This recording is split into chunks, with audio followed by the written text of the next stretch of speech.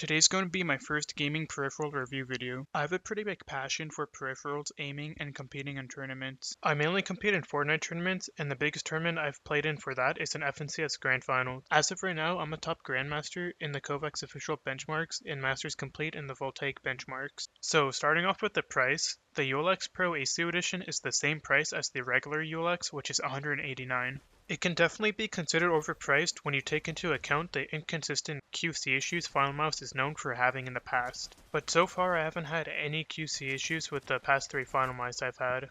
I think that the most value you get out of paying for a Finalmouse are the specs and the limited availability, because the Finalmouse ULX does have some of the best specs in the market right now, which I'll get into later. The first thing I noticed when I unboxed this mouse is just how light it is. I have the small size, which is supposedly 31 grams, but it is Finalmouse advertising it, so it probably weighs a little bit more than that. A mouse this light makes any movement easy and effortless to do. And the weight balancing is perfect. I haven't noticed it being back heavy or front heavy. The shape is the same traditional one Finalmouse has been using for a long time now. It's the same as their Starlight 12 series, the Ultralight 2, and the Air 58. The only difference being is that mine is the cheetah size, which is the smallest one. One thing to note is that it's actually smaller than the Ultralight 2, even though they're supposed to be the same exact shape and size. Here's a side-by-side comparison of the ULX Small right next to the Ultralight 2. It's hard to tell the difference, but I'll show some pictures. There's also a medium and large size that the ULX offers. I don't have the large, but I do have the Starlight 12 Last Legend medium size, which would be the same exact shape and size of the ULX medium. And here's how it compares next to the ULX Small. The medium size is probably the most safe and popular size of the three, and is usually meant for claw gripping, while the ULX Small is usually meant for finger tipping, but you could claw grip it if you have small hands like me. The mouse is very flat and it has a centered hump, which gives you more finger maneuverability, and it's the complete opposite of something like the Lambda Lantis Mini, which has a high profile and gives you more of a locked-in feeling.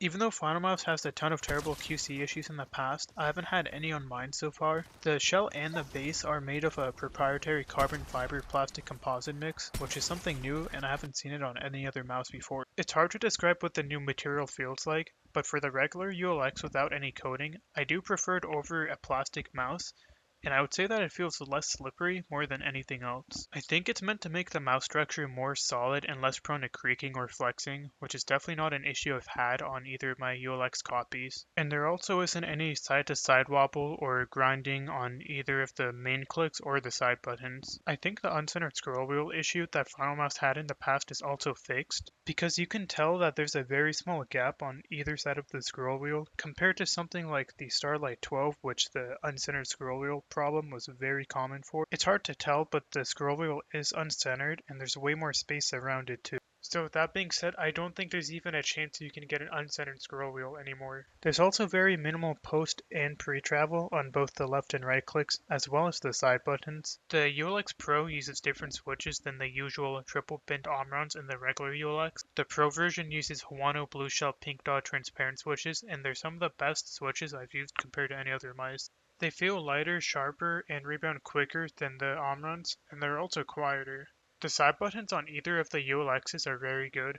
They stick out a good amount and are easy to reach, and is also very spammable. The scroll wheel encoder on both these mice is the Kale Black Core encoder, which is very tight to scroll and is definitely not one of my favorite scroll wheels. I prefer something more like the Ultralight 2 scroll wheel or the Starlight 12, which is similar to the Ultralight 2. And these are much smoother and looser to scroll compared to the ULX. But I guess it could be a preference because you can easily feel every notch and stop instantly on the ULX scroll wheel compared to the Starlight 12 or Ultralight 2, which is arguably harder to tell which notch on the scroll wheel you're on. And here's a sound test for both the regular ULX and the ULX Pro Aceu.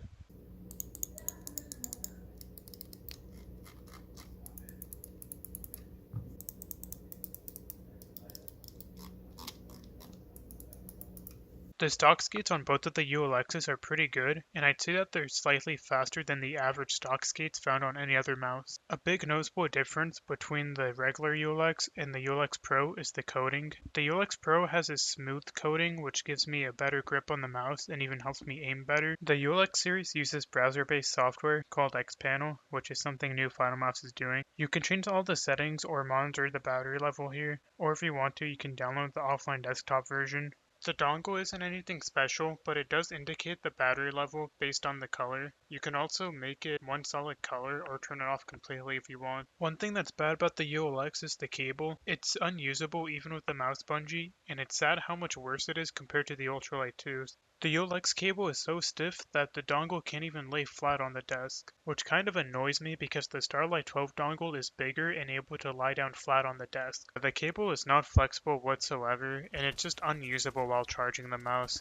The ULX series uses the 3395 sensor, which is one of the most recent ones on the market, and it does support up to 8K polling rate. It also has some of the lowest click and sensor latencies out of any wireless mouse on the market. It even has a better click and sensor latency than the G Pro Superlight 2. The battery life on the ULX series is also very good. It feels like it lasts multiple weeks, and I often forget to even charge it. The polling rate you choose obviously affects how long the battery lasts. 4K will last up to around 2 to 4 days, while 8K will last up to 2 days. Something that I think is kind of overlooked is the sleep or idle mode. This is something you can't change on the ULX, but it is very good, and I only notice the mouse sleeping when I leave my setup and walk away from it, which is obviously a good thing because you don't want it to happen to you while you're using the mouse. And it does wake up pretty fast once you start moving the mouse again. The mouse comes with grips if you do want to use them. They're very thin, so they wouldn't really change the shape of the mouse much, but it could give you a better grip because the sides of the mouse are filled with holes. There's also a 2-year hardware warranty which comes with the mouse.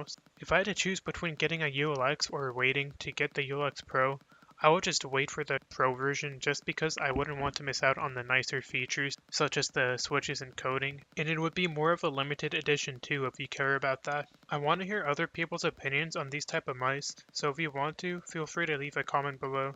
I'll also be trying to make more mouse review videos like these in the future, so if you're interested in that, consider subscribing so you don't miss them. Later.